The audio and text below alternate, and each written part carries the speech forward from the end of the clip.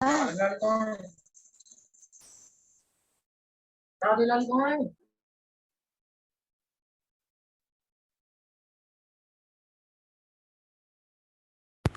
बोलने क्यों लगे?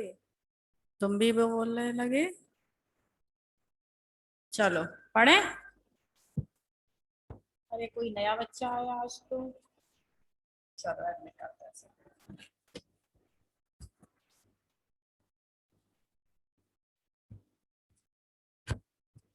हाँ भाई, तो पढ़ना स्टार्ट करें।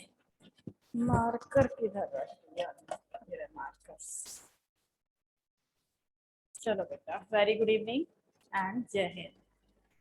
तो हम लोग पढ़ रहे थे प्रिंसिपल एंड इनहेरिटेंस, यही पढ़ रहे थे ना। तो प्रिंसिपल इनहेरिटेंस जो चैप्टर है, इसमें हम मैंडल्स लॉ पढ़ चुके थे कि मैंडल के कितने लॉ हैं, उनका क्या फेलियर था, और जो ब्लड ग्रुप है वो कैसे हेरिडिटी होते हैं, मींस कैसे एक जनरेशन से दूसरे जनरेशन में पहुंचते हैं। ठीक है, अब बिल्कुल नया सा टॉपिक है इन सब से थोड़ा सा हट के, और वो टॉपिक है कौन सा, उसका नाम है क्रोमोसोमल थ्योरी ऑफ इनहेरिटेंस। ठीक है, कौन सा है? Chromosomal theory of inheritance. Okay, चलिए तो लिख दें, हेडिंग डाल दें आपकी, क्या है? Chromosomal, chromosomal, chromosomal theory, theory of inheritance. Chromosomal theory of inheritance क्या है? क्रोमोसोमल थ्योरी ऑफ इनहेरिटेंस, और ये सबसे पहले किसने प्रपोज की थी? प्रपोज का मतलब है किसने दी थी। तो साइंटिस्ट का नाम है जो कि मोस्ट इंपॉर्टेंट है और आपको याद रखना बहुत बहुत बहुत ज्यादा जरूरी है। तो chromosomal theory of inheritance was first proposed by Sutton and Boveri in 1902। ये बात मैंने आपको परसों भी बताई थी। साइंटिस्ट थे आपके, दो साइंटिस्ट थे, और दोनों साइंटिस्ट ने मिलके नहीं, दोनों साइंटिस्ट ने इंडिपेंडेंटली, ठीक है, अलग अलग करके, और जो क्रोमोसोमल थ्योरी है इसे प्रपोज किया था। बात समझ रहे हैं? तो क्रोमोसोमल थ्योरी ऑफ इनहेरिटेंस है, इसे 1902 में दो साइंटिस्ट हैं, उन्होंने इंडिपेंडेंटली इसे प्रपोज किया था। ठीक है, उन दो साइंटिस्ट का नाम क्या है? तो साइंटिस्ट का नाम है बेटा, साइंटिस्ट का नाम है यहाँ पर आपका, क्या नाम है साइंटिस्ट का? सटन, और दूसरे का नाम क्या है? बोवेरी। ठीक है, तो सटन और बोवेरी नाम के दो साइंटिस्ट थे, उन्होंने सबसे पहले इसे देखा था। अब चलिए, हाँ भाई, अब मैं दो बच्चों से कुछ कहना चाहती हूँ, और वो दोनों बच्चे हैं, बहुत प्यारे बच्चे हमारे खैर, मुझे वो बहुत अच्छे से यहाँ से दिखाई दे रहे हैं, मेरी बात सुन रहे होंगे, मुझे दिख भी रहे हैं। अमन, ठीक है, दो अमन हैं, दोनों अमन अपना ऑडियो और वीडियो ऑन कर लीजिए एक बार, हम उनकी शक्ल देखना चाहते हैं, हमने बहुत दिनों से देखा नहीं है। यस, हाँ भाई, Aman, both Aman, please open their audio and video. एक मिनट मैं देखती हूँ, अभी जब तक मैं बंद ना करने की बोलूं। ओके ओके ओके ओके, अमन, हाँ अमन, ठीक है, अमन मीन्स ओके, ओके बेटा।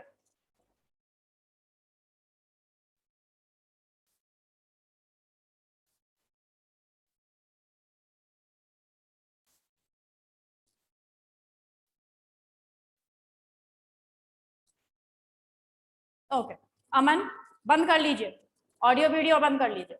ओके अमन, गुड गुड। चलो, हाँ भाई, आपको भी पता है क्यों मैंने ऑन करवाया था। चलिए, तो अब बात करते हैं कि जो क्रोमोसोमल थ्योरी ऑफ इनहेरिटेंस है, क्रोमोसोमल थ्योरी ऑफ इनहेरिटेंस है, ये सबसे पहले 1902 में, 1902 में साइंटिस्ट थे, साइंटिस्ट थे, कौन से? Sutton, Sutton and Boveri,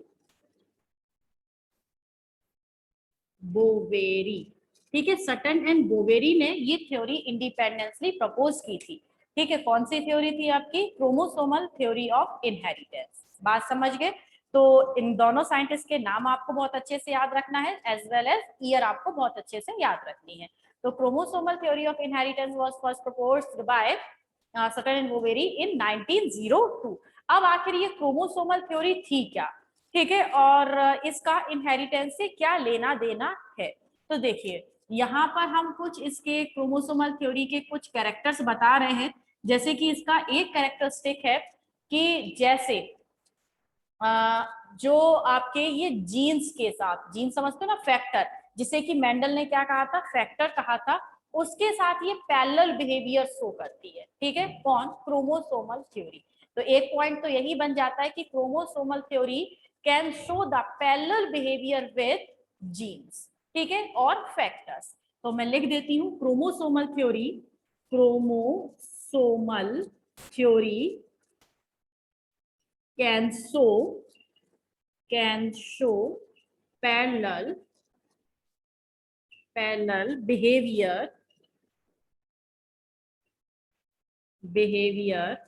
with genes। और जीन्स को मेंडल ने क्या कहा था, फैक्टर, आप सभी को याद है, ठीक है। तो ये क्रोमोसोमल थ्योरी है, जीन्स के साथ क्या करती है, जीन्स के साथ एक पैरेलल बिहेवियर शो करती है, ठीक है। चलिए भाई, अब नेक्स्ट टॉपिक हम पढ़ लेते हैं। हाँ भाई, नेक्स्ट टॉपिक हम पढ़ते हैं कि इसमें और क्या पैरेलल बिहेवियर शो करती है, मींस और क्या क्रोमोसोमल थ्योरी की खासियत है और क्या इसके कैरेक्टरिस्टिक फीचर्स है। तो इसका जो दूसरा कैरेक्टरिस्टिक फीचर है वो ये है कि जैसे क्रोमोसोम्स आपके क्या होते हैं सोमेटिक सेल में, सोमेटिक सेल यानी कि body forming cell, somatic cell में या बॉडी फॉर्मिंग सेल में जैसे क्रोमोसोम डिप्लॉयड होते हैं, ठीक है, बिल्कुल वैसे ही जीन्स भी क्या होती हैं, डिप्लॉयड होती हैं। बात समझ गए। तो यहाँ पर हम क्या लिख सकते हैं, in somatic cell, in somatic cell, in somatic cell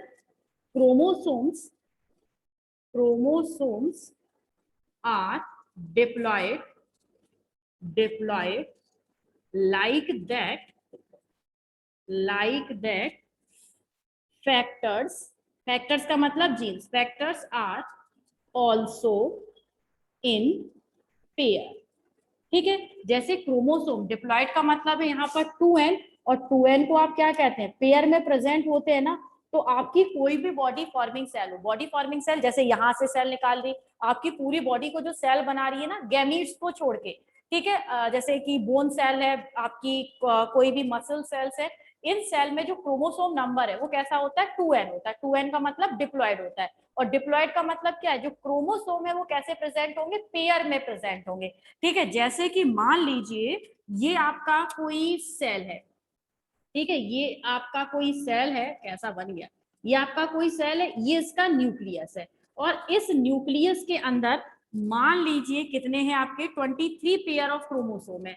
तो 23 मतलब एक पेयर ये हो गया, दो पेयर ये हो गए, ठीक है, तीन पेयर ये हो गए, चार पेयर, इस तरीके से 23 पेयर होंगे। तो इसी कंडीशन को, जब कंडीशन कैसी हो, पेयर्ड हो, तो इसी कंडीशन को हम क्या बोलते हैं, डिप्लॉयड कंडीशन, है ना। तो हमारे जो बॉडी फॉर्मिंग सेल है, बिल्कुल ध्यान रखिएगा, बॉडी फॉर्मिंग सेल जिन्हें कि हम सोमेटिक सेल कहते हैं, इनमें हमेशा क्रोमोसोम कैसे होते हैं आपके, डिप्लॉयड होते हैं। और जब क्रोमोसोम डिप्लॉयड होते हैं तो वैसे ही जीन्स भी क्या होते हैं आपके, डिप्लॉयड यानी कि पेयर में प्रेजेंट होंगे। पेयर में प्रेजेंट का मतलब है कि एक जीन अगर इस क्रोमोसोम पे प्रेजेंट है तो दूसरा जो जीन है वो यहाँ पर, ठीक है, सेम कैरेक्टर का, ठीक है, सेम कैरेक्टर को कैरी करने वाला जो जीन है वो आपका अलग अलग क्रोमोसोम पर प्रेजेंट होगा, ठीक है। जैसे कि एक क्रोमोसोम पर यहाँ पर एक जीन है, एक क्रोमोसोम पर यहाँ पर एक जीन है, ठीक है। तो जैसे क्रोमोसोम कैसे होते हैं आपके, पेयर में प्रेजेंट होते हैं, बिल्कुल वैसे ही जीन्स भी क्या होती हैं, पेयर में प्रेजेंट होती हैं,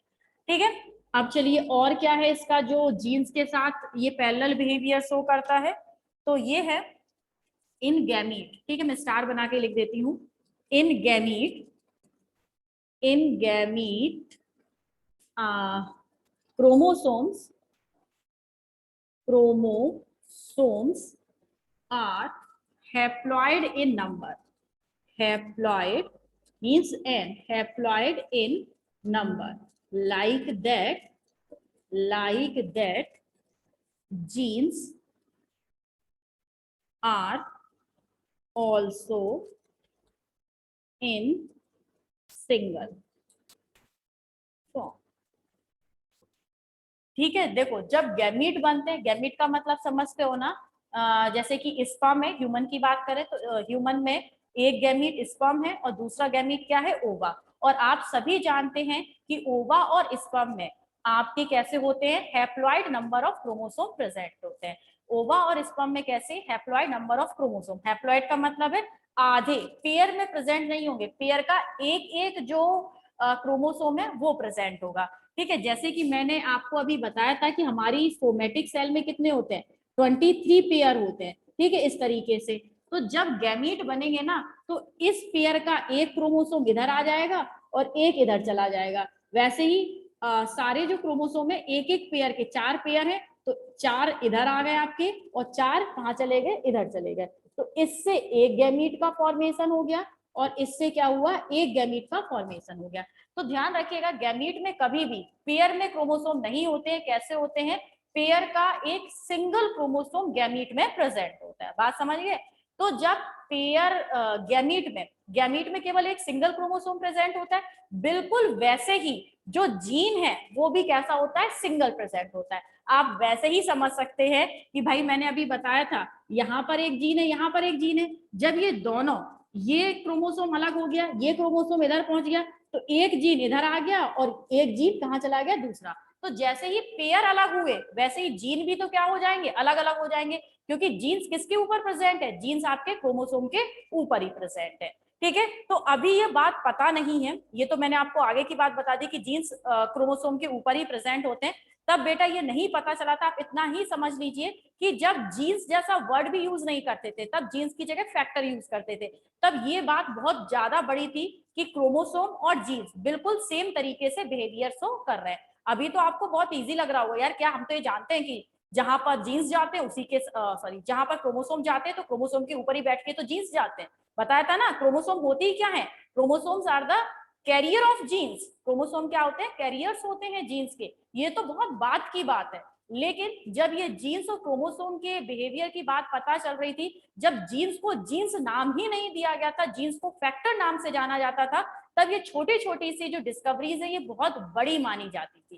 ठीक है, यानी कि क्या कहा गया कि जैसे क्रोमोसोम कैसे होते हैं, डिप्लॉयड होते हैं बॉडी सेल में, वैसे ही जीन्स भी पेयर में प्रेजेंट होती हैं। जैसे गैमीट में क्रोमोसोम हैप्लॉयड होते हैं, वैसे ही जीन्स भी कैसी होती हैं, सिंगल प्रेजेंट होती हैं, किसके अंदर, गैमीट के अंदर। ठीक है, तो यहाँ पर क्या बता रहे हैं, पैरेलल बिहेवियर बता रहे हैं जीन्स का और क्रोमोसोम का। ठीक है, चलो इसे भी हम रफ कर देते हैं। अब आते हैं नेक्स्ट पॉइंट पर। नेक्स्ट पॉइंट क्या है, हाँ भाई देखो नेक्स्ट पॉइंट क्या है, after fertilisation, after fertilization, after fertilization, characters, CHARACTER, characters or chromosomes, chromosomes are restored and attain, restore and attain diploid position, like that genes also। ठीक है, आप यहाँ पर फैक्टर भी लिख सकते हैं बेटा, ठीक है कोई प्रॉब्लम नहीं है, किसी बुक में जीन्स की जगह फैक्टर लिखा हो, बात एक ही है। Like that factor also attain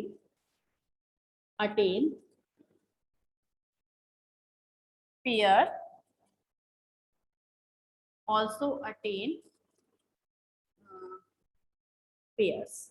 ठीक है, तो देखो जब फर्टिलाइजेशन हो जाता है, means haploid sperm haploid ovum आपस में फ्यूज हो गए, इसी को तो फर्टिलाइजेशन कहते हैं। Fusion of male and female gamete is called fertilisation. तो स्पर्म और ओवम जब आपस में फर्टिलाइज होते हैं, तो स्पर्म भी कैसा हैप्लॉइड और ओवम भी कैसा हैप्लॉइड। जब दोनों हैप्लॉइड हैप्लॉइड आपस में जुड़ जाएंगे तो क्या हो जाएगा, फिर से डिप्लॉइड हो जाएगा।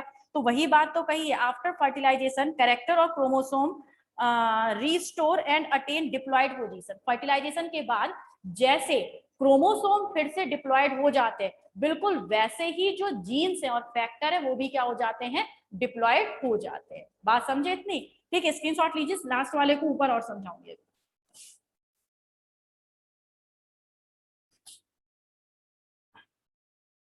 हो गया ना?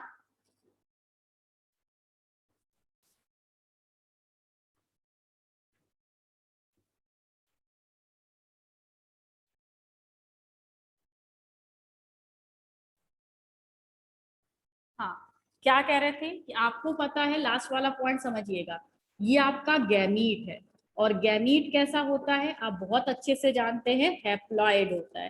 ठीक है, ये गैमीट हैप्लॉइड है, मान लीजिए कौन है, ये मेल गैमीट है। ठीक है, अब यहाँ पर हम बना लेते हैं दूसरा, कौन सा, फीमेल गैमीट। ये भी कैसा है, हैप्लॉइड है, और ये कौन सा है, फीमेल गैमीट। अब देखो, ये दोनों गैमीट जब आपस में फर्टिलाइजेशन करेंगे, ये कौन सी प्रोसेस हुई बेटा इनकी, ये प्रोसेस हुई फर्टिलाइजेशन की। एक मिनट, हाँ, ये कौन सी प्रोसेस हुई, फर्टिलाइजेशन की, लिख दें यहाँ पर, फर्टिलाइजेशन। फर्टिलाइजेशन का मतलब fusion of male and female gamete.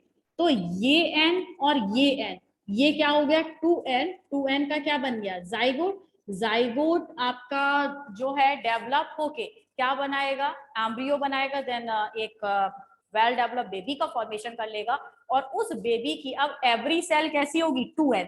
2n का मतलब कैसे हो जाएगी, डिप्लॉयड हो जाएगी। बात समझ गए? तो जब क्रोमोसोम आपस में मिल गए, तो ये तो बात हमें पता है ना, क्रोमोसोम के ऊपर जीन्स होती हैं। जब क्रोमोसोम डबल हो गए तो जीन्स भी तो बेटा कैसे हो जाएंगी, पेयर में आ जाएंगी। ठीक है, तो ये बात भी इन्होंने बहुत अच्छी बताई, खैर हमें तो नहीं पता थी, है ना। अब तो आप इंटेलिजेंट हो, आप इनसे ज्यादा जानते हो, सटन एंड बोवेरी से। लेकिन उस टाइम पर इनके लिए ये डिस्कवरी भी एक बहुत बड़ी चीज होती थी। तो इन्होंने क्या बताया, आफ्टर फर्टिलाइजेशन जैसे क्रोमोसोम क्या हो जाते हैं, पेयर में आ जाते हैं, बिल्कुल वैसे ही जो जीन्स हैं वो भी क्या हो जाती हैं, पेयर्ड हो जाती हैं। अब देखो, इन्होंने एक बहुत अच्छी चीज बताई, ये आपको पता ही नहीं होगी, है ना। चैप्टर को पढ़ लिया लेकिन ये पता नहीं होगी। ठीक है, क्या चीज बताई, chromosome, chromosome passes characters, characters, chromosome passes characters, generation, generation to generation, may be with the help of, with the help of factors. ये देखो, ये बात तो हमें पता ही नहीं थी, अब यहाँ तक चैप्टर पढ़ते हुए आ गए। इन्होंने क्या बताया कि जो क्रोमोसोम है वो कैरेक्टर्स को एक जनरेशन से दूसरे जनरेशन में क्या करते हैं, पास करते हैं। देखो कितनी अच्छी बात बता दी इन्होंने इनहेरिटेंस की, है ना। तो ये मेरे हिसाब से चैप्टर के शुरुआत में होना चाहिए था, लेकिन क्या करें, बीच में पढ़ा हुआ है तो हमें बीच में ही पढ़ना है। तो chromosome passes characters from generation to generation. Chromosome है वो एक जनरेशन से दूसरे जनरेशन में क्या करते हैं, हेरिडिटी कैरेक्टर्स को पास करते हैं। और इन कैरेक्टर्स को पास करने के लिए मे बी, इन्होंने अभी कौन सा वर्ड यूज किया था, मे बी। ठीक है, इन कैरेक्टर्स को पास करने के लिए, एक जनरेशन से दूसरे जनरेशन में भेजने के लिए कौन रेस्पॉन्सिबल होता है, कौन रेस्पॉन्सिबल होता है, फैक्टर्स रेस्पॉन्सिबल होता है। तो यहाँ पर इन्होंने थोड़ी सी एक प्रोबेबिलिटी, थोड़ी सी एक पॉसिबिलिटी, थोड़ी सी एक संभावना व्यक्त की कि जो कैरेक्टर्स है, इन हेरिडिटी कैरेक्टर्स को एक जनरेशन से दूसरे जनरेशन में, नेक्स्ट जनरेशन में भेजने के लिए शायद, ठीक है, मे बी कौन रेस्पॉन्सिबल है, जीन्स या फिर फैक्टर रेस्पॉन्सिबल है, जिसे बाद में आपका प्रैक्टिकली प्रूव कर लिया गया कि हाँ भाई कौन कौन कौन कौन रेस्पॉन्सिबल है। ठीक है, तो बस इतना ही है क्रोमोसोमल थ्योरी। जो आपको मेनली याद रखना है, साइंटिस्ट का नाम जरूर याद रख लेना, ईयर याद रख लीजिएगा, और जो इसमें क्रोमोसोम किसके साथ पैरेलल बिहेवियर शो करते हैं, जीन्स के साथ। या फिर ये भी पूछा जा सकता है कि क्रोमोसोम जीन्स के साथ कैसा बिहेवियर शो करते हैं, तो याद रखिएगा पैरेलल बिहेवियर शो करते हैं। बाद बाकी आपको इसमें से कुछ याद रखना नहीं है, आप सब कुछ जानते हैं ऑलरेडी। ठीक है, क्रोमोसोम्स, इसमें क्रोमोसोम पासेस कैरेक्टर जनरेशन से जनरेशन, इसमें आफ्टर फर्टिलाइजेशन कैरेक्टर्स और क्रोमोसोम आर रीस्टोर, रीस्टोर लिखा है बेटा, ठीक है, जिसने भी पूछा है, are restore and attain diploid position. Restore का मतलब दोबारा से वैसे ही हो जाते हैं जैसे कि शुरुआत में होते हैं। ठीक है भाई, शुरुआत में कैसे होते हैं, डिप्लॉयड, फिर डिप्लॉयड होने के बाद वो क्या बनाते हैं, गैमीट बनाते हैं, और गैमीट के बाद क्या होता है, गैमीट बनने के बाद फर्टिलाइजेशन होता है, और फर्टिलाइजेशन के बाद वो फिर से वैसे ही हो जाते हैं जैसे शुरुआत में थे। शुरुआत कहाँ से लेके चले थे, डिप्लॉयड कैरेक्टर से लेकर चले थे। ठीक है, तो रिस्टोर कर लेते हैं अपने पुराने कैरेक्टर, मींस जैसे थे डिप्लॉयड थे तो डिप्लॉयड बन जाते हैं। ओके, चलिए अब रफ कर दूं।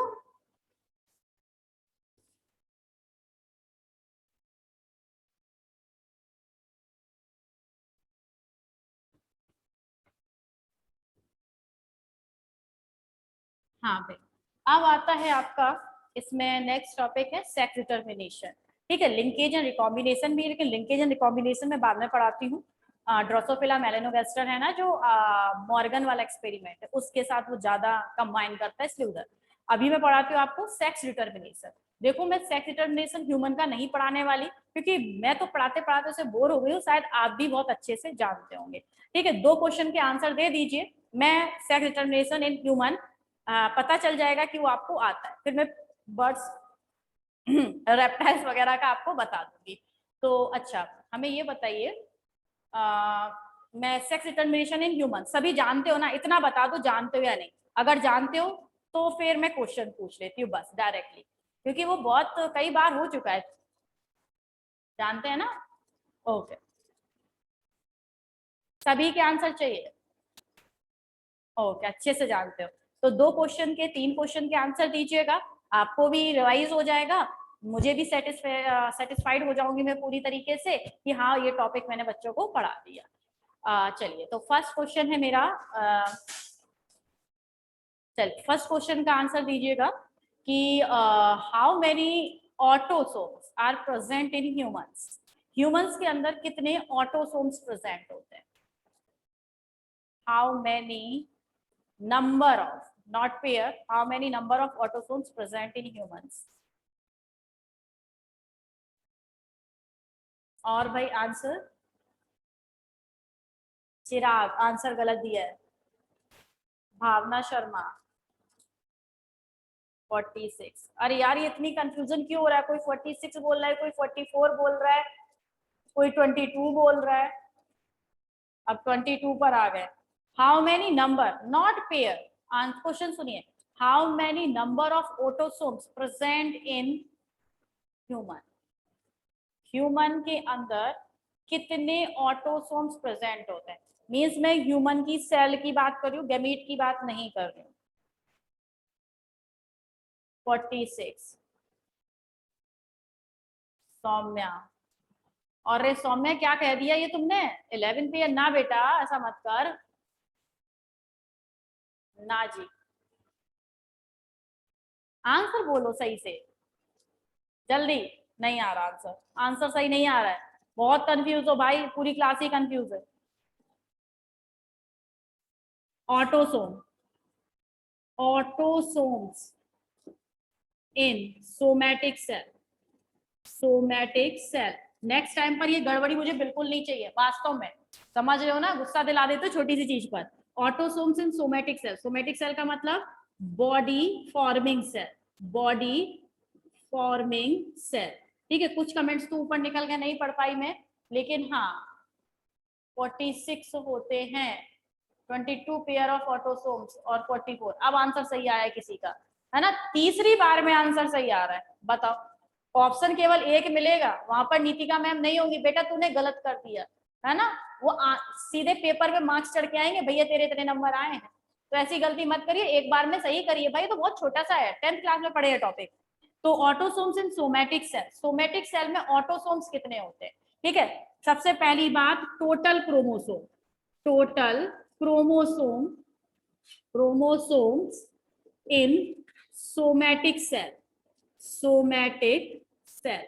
ठीक है, आपकी जो सोमैटिक सेल है किसकी, ह्यूमन की, क्योंकि यहाँ पर सेक्स डिटर्मिनेशन से नहीं आएगा कि मेल के पास कौन से क्रोमोसोम होते हैं, फीमेल के पास कौन से क्रोमोसोम होते हैं, नहीं आएगा। क्वेश्चन आएगा तो इधर से आएगा, वरना सेक्स डिटर्मिनेशन इन ह्यूमन से आपके सिलेबस में कोई क्वेश्चन बनेगा ही नहीं। ठीक है, तो सुनो, total chromosome in somatic cell कितने होते हैं? 46 होते हैं ना। अरे यार क्या हो रहा है, ये मार्कर ही बंद हो गया। कितने होते हैं? 46 होते हैं, 46। अब देखो ऑटोसोम्स कितने होते हैं। ऑटोसोम्स जो कि मेल और फीमेल सब में सेम होते हैं, तो वो कितने हो गए, तो वो हो गए आपके 44। ठीक है, ऑटोसोम्स जिनका आंसर 44 था फर्स्ट टाइम में, वो वेरी गुड। ठीक है, मैं अभी आंसर नाम तो नहीं बता सकती क्योंकि बहुत सारे ऊपर पहुंच गए। शायद अमन सही है आंसर आपका। तो कितने हैं, और सोमेटिक सेल में ऑटोसोम्स कितने हैं, 44। और अगर पेयर की बात करें, पेयर की बात करें तो पेयर में कितने हो गए आपके 22 पेयर। अभी 11 भी बोला था, ध्यान देना, 11 पेयर ह्यूमन में कहां से कर दोगे भाई मेरे। कितने होते हैं आपके 22 पेयर, कौन होते हैं, ऑटोसोम्स। और अगर मैं एलोसोम की बात करूं, एलोसोम्स, एलोसोम्स का मतलब है सेक्स क्रोमोसोम। सेक्स क्रोमोसोम नहीं पूछेगा, एलोसोम ऑटोसोम ही पूछेगा, क्रोमोसोम। तो एलोसोम्स या सेक्स क्रोमोसोम कितने होते हैं आपके 2, और आप लिख सकते हो 1 पेयर। ठीक है, 1 पेयर होगा, या फिर आप क्या कर सकते हो, 2 कर सकते हो। ठीक है, अब आप ये जानते हो कि ऑटोसोम्स होते क्या हैं। Autosomes are those chromosomes which are same in male and female. Male और फीमेल में जो क्रोमोसोम बिल्कुल एक से होते हैं उन्हें क्या बोलते हैं, ऑटोसोम। और जो मेल और फीमेल का डिफरेंस कॉज करते कि भाई तू मेल है मैं फीमेल हूं, तो ये कौन से क्रोमोसोम करते हैं, वो केवल आपका लास्ट पेयर है जिसे हम बोलते हैं क्या, allosome. Allosome can create the difference between the mail and female. ठीक है, केवल एक पेयर है जो मेल और फीमेल का डिफरेंस करता है, वरना 22 पेयर 22 पेयर ऑफ क्रोमोसोम आपको मेल और फीमेल में सिमिलैरिटी बताते हैं। यानी कि आप कह सकते हो मेल और फीमेल। ठीक है, मेल और फीमेल में क्या होती है, सिमिलैरिटी ज्यादा होती है, क्योंकि उनके पास जो 22 क्रोमोसोम है बिल्कुल वैसे ही फीमेल के बाद पास भी क्या होता है, 22 क्रोमोसोम होते हैं। इसलिए मोस्ट ऑफ कैरेक्टर भी हमारे मेल और फीमेल के मैच करते हैं। जैसे मेल के पास 2 आंखें होती हैं, फीमेल के पास भी 2 आंखें होती है ना। आपने गुस्सा दिला दी मुझे बहुत तेज आंसर ना देके, है ना। ऐसा नहीं कि फीमेल के पास 4 आंखें हो जाए, चश्मा लगा लेंगे वो बात अलग है, मैं उसकी बात नहीं कर रही हूँ, है ना। तो मेल के पास 2 आंखें हैं, फीमेल के पास भी 2 आंखें हैं। मेल के पास 2 कान है, फीमेल के पास भी 2 कान है। ऐसा नहीं है कि फीमेल के पास एक एक्स्ट्रा कान लेके चलती है वो हाथ में लेके, है ना, यूं भाई सुन लेगी, 2 कान तो लगे, कान दूसरा इधर दूर कर रखा है। और क्या होता है, मेल के पास 2 हाथ होते हैं, फीमेल के पास भी, टांगे, पेट, मुंह सब कुछ सेम होता है। ठीक है, बस कुछ कैरेक्टरिस्टिक है जो डिफर होते हैं, और वो कैरेक्टरिस्टिक कौन से क्रोमोसोम पर होते हैं, वो होते हैं आपके एलोसोम पर, और उसी को हम बोलते हैं sex chromosome. Means this chromosome is responsible for the sex determination in human. Human में सेक्स डिटर्मिनेशन के लिए कौन सा क्रोमोसोम रेस्पॉन्सिबल होता है, एलोसोम। ठीक है, जो मेल में एलोसोम क्या होता है, मेल में होता है एक्स वाई, और जो फीमेल है, फीमेल में क्या होता है बेटा, एक्स एक्स। एक बात और यहाँ पर सुन लो, क्रॉस नहीं बता रही हूँ। जो मेल है, मेल कैसा होता है, हेट्रोगैमिटी, हेट्रोगैमिटी। और फीमेल कैसी होती है, होमोगैमिटी। ये बात आप ध्यान रखना। ठीक है, मेल कैसा होता है, हेट्रोगैमिटी, और फीमेल कैसी होती है, होमोगैमिटी। बात समझे, क्या है ये होमो और हेट्रो। देखो मेल है, मेल अगर आपका क्या बना रहा है, 2 गैमीट का फॉर्मेशन कर रहा है ना भाई। मेल है 2 गैमीट का फॉर्मेशन करेगा, तो उसके पास टोटल 46 है, जानते हो ना। मेल के पास कितने क्रोमोसोम है, 46, फीमेल के पास है 46। 46 के आधे आधे में ही तो हो जाते हैं गैमीट का। तो ये क्या बन रहा है यहाँ पर, गैमीट बन रहा है। ठीक है, क्या बन रहा है, गैमीट बन रहा है। तो मेल में 22 क्रोमोसोम, पेयर नहीं बोल रही हूँ, 46 क्रोमोसोम टोटल है। 22 क्रोमोसोम प्लस एक्स प्लस ये वाला एक्स एक गैमीट में, फिर दूसरे गैमीट में 22 क्रोमोसोम प्लस वाई। ठीक है, तो ये क्या हो गए, दोनों गैमीट अलग अलग बने ना। एक के पास एक्स क्रोमोसोम है 22 क्रोमोसोम प्लस एक्स, और दूसरे के पास क्या है 22 क्रोमोसोम प्लस वाई। तो दोनों कैसे गैमीट बने, अलग अलग, इसीलिए मेल कैसा होता है, हेट्रोगैमिटी होता है। ठीक है, ध्यान रखिएगा, ह्यूमन मेल कैसा होता है, हेट्रोगैमिटी होता है, जबकि ह्यूमन फीमेल है वो कैसी होती है, होमोगैमिटी होती है ना। होमोगैमिटी का मतलब आप बहुत अच्छे से समझ गए होंगे। आप फीमेल के पास भी कितने होते हैं, 46 क्रोमोसोम होते हैं, 22 पेयर 22 क्रोमोसोम प्लस ये वाला एक्स, ये वाला एक्स, फिर बचे हुए 22 क्रोमोसोम प्लस ये वाला x। तो ये दोनों क्या है, 22 प्लस एक्स, 22 प्लस एक्स, दोनों कैसे हैं, सेम टाइप के क्रोमोसोम है। और जब सेम टाइप के क्रोमोसोम सेम टाइप के गैमीट के अंदर प्रेजेंट होते हैं तो इस कंडीशन को हम क्या कहते हैं, होमोगैमिटी। तो आप समझे होंगे फीमेल कैसी होती है, ह्यूमन फीमेल कैसी होती है, होमोगैमिटी, और मेल कैसा होता है, हेट्रोगैमिटी। और मेल के हेट्रोगैमिटी होने के कारण ही male is responsible for the sex determination for child, unborn child. ठीक है, जो अभी पैदा नहीं हुआ है बच्चा या पैदा होने वाले बच्चे के सेक्स डिटर्मिनेशन के लिए रेस्पॉन्सिबल कौन होता है, फीमेल कभी रेस्पॉन्सिबल नहीं होती, क्योंकि वो होमोगैमिटी होती है। कौन रेस्पॉन्सिबल होता है, मेल रेस्पॉन्सिबल होता है, बिकॉज मेल के पास ही एक वाई क्रोमोसोम होता है, ये आपका हेट्रोगैमिटी होता है। ठीक है, मेल क्यों रेस्पॉन्सिबल है, अगर आ जाए Y male is responsible for sex determination for newborn, because it is he is, है ना, हेट्रोगैमिटी। वो क्या करता है, आपका हेट्रोगैमिटी शो करता है, उसके पास एक वाई क्रोमोसोम प्रेजेंट होता है। स्क्रीनशॉट लो। ओके,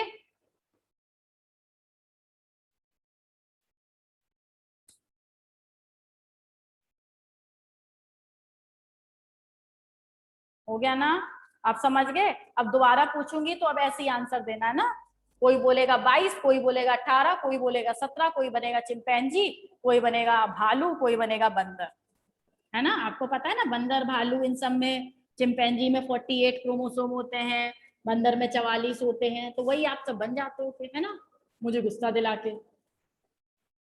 तो ये केवल आपके कुछ एक तो इस टाइप का जो सेक्स डिटर्मिनेशन है मैमल्स में मिलता है, ठीक है, मैमल्स में स्पेशली ह्यूमन में मिलता है। और किस में मिलता है, तो ध्यान रखना जो आपके सिलेबस में है X X and X Y type का जो है, ये क्या कहलाता है, X X and X Y type of sex determination, ये ह्यूमन, और ह्यूमन के अलावा किस में मिलता है, and drosophila, drosophila melanogaster, melanogaster, ठीक है, ड्रोसोफिला मेलेनोगेस्टर और ह्यूमन में मिलता है। ध्यान रखना, ह्यूमन का तो आपको याद है, एक और नाम याद रख लेना, fruit fly which is known as Drosophila melanogaster.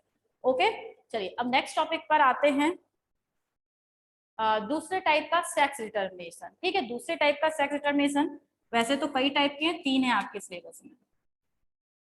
एक तो ये हो गया जिसके बारे में हम बहुत अच्छे से जानते हैं, दूसरा है आपका Z Z and Z W type, तीसरा है आपके सिलेबस में X X and X O type. ठीक है, ये आपके में 3 टाइप के सेक्स डिटर्मिनेशन है, X X X Y, Z Z Z Y, sorry Z W, X X and X O. लो देखो, ठीक है, तो इतने टाइप के क्या है, सेक्स डिटर्मिनेशन है, किसमें मिलते हैं, कहाँ मिलते हैं, कैसे होते हैं, ये हम कल डिस्कस करते हैं ना, टाइम ज्यादा बचा नहीं हमारे पास। चलो कोई नहीं, अब से क्वेश्चन पूछना है मुझसे।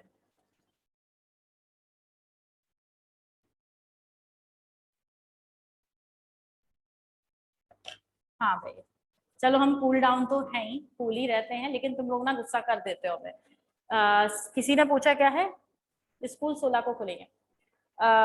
बेटा स्कूल 16 को खुलेंगे, मैं पहले भी, इससे पहले वाले बैच में भी आपसे कह चुकी हूँ कि हमने भी सुना है कि स्कूल 16 को खुलेंगे, लेकिन जब खुल जाए तब हम मानते हैं कि हाँ भाई स्कूल खुल गए, क्योंकि कभी कभी ऐसा होता है ना कि पहले से एक्सपेक्ट कर लेते हैं कि स्कूल खुलेंगे खुलेंगे खुलेंगे, लेकिन वो खुल नहीं पाते, है ना। और रही दूसरी बात कोचिंग की, तो कोचिंग का भी कोई भी अपडेट नहीं है, जहां तक है आप लोग ऑनलाइन ही पढ़िए, अकॉर्डिंग टू मी आप ऑनलाइन ही पढ़िए, ऑनलाइन ज्यादा फेवरेबल है, क्योंकि अगर खुल भी जाते हैं ना तो पता नहीं किस क्षण बंद हो जाएंगे, मीन्स फिर से कहें कि चलो ऑनलाइन आ जाओ, तो मेरे अकॉर्डिंग पूरा सेशन निकालिए ऑनलाइन, ठीक है, आप भी फेवरेबल हो जाएंगे, आप भी हैं आराम से 9:30 घर में बैठ के पढ़ते हैं, है ना, हम भी आराम से सो सा के आपको पढ़ा देते हैं, है ना।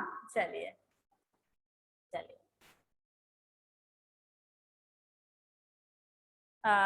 नहीं बेटा, जब तक परमिशन नहीं होगी मैं कोचिंग ऑफलाइन ऑन ओपन नहीं करूंगी, ठीक है, मैं चाहती हूँ कि आप लोग ऑनलाइन ही पढ़ें, और मैं ऑनलाइन प्रॉपर पढ़ाती रहूंगी, और मेरी कोई मंशा नहीं है कि मैं 1 महीने आपको ऑफलाइन बुला के फिर से मैं ऑनलाइन पढ़ाना पड़े। तो आप इतना फेवरेबल रहिए कि मेरी तरफ से आप ऑनलाइन ही पढ़ेंगे इस सेशन में, ठीक है। तो चिंता की कोई बात नहीं है, सिलेबस अपना बहुत अच्छा चल ही रहा है, आपको भी पता है स्पीड कितनी अच्छी चल रही है सिलेबस की, तो उसकी आपको कोई दिक्कत नहीं होगी। अगर कोई दिक्कत है तो फोन अपना जिंदाबाद है, मोबाइल उठाओ, मुझे लगाओ, बात कर लो, ठीक है। चलिए, और किसी को कुछ पूछना है? आज आप ही पूछ लीजिए, हम नहीं पूछते हैं आपसे। कुछ पूछना है?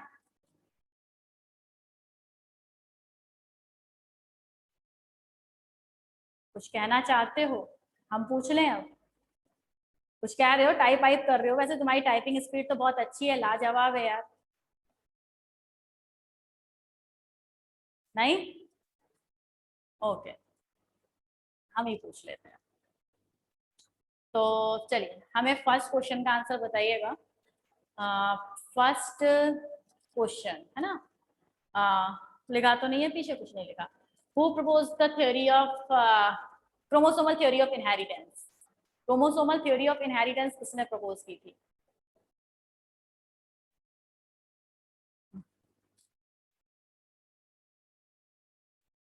Sutton and Boveri, Sutton and Boveri, Sutton and Boveri.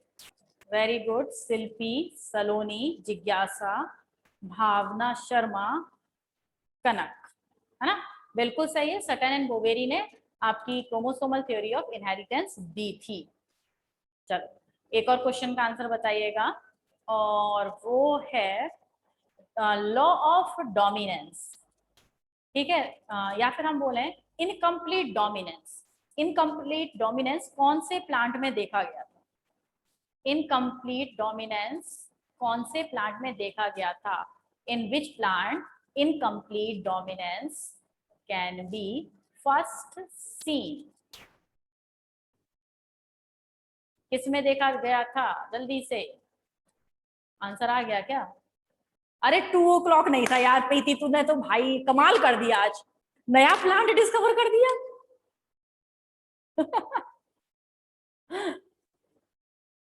Marble of Peru, हे भगवान। क्या कर क्या रहे हो हैं?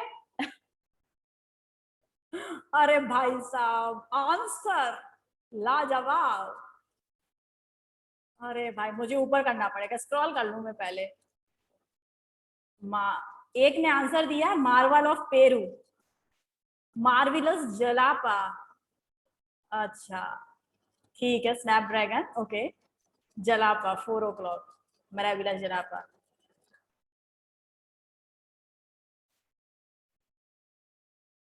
हाँ, मुझे पता है आपने गूगल किया है। आप मार्वल ऑफ पेरू जब देखेंगे ना, तो मार्वल ऑफ पेरू एक बार देखिएगा, प्लांट है कौन सा, है ना? फिर हम बात करेंगे फिर से। तो बिल्कुल सही है, जिन्होंने स्नैपड्रैगन बोला है या फिर मिराबिलस जलापा। और भाई वो 4 o'clock है, उसे 2 o'clock मत कर दो।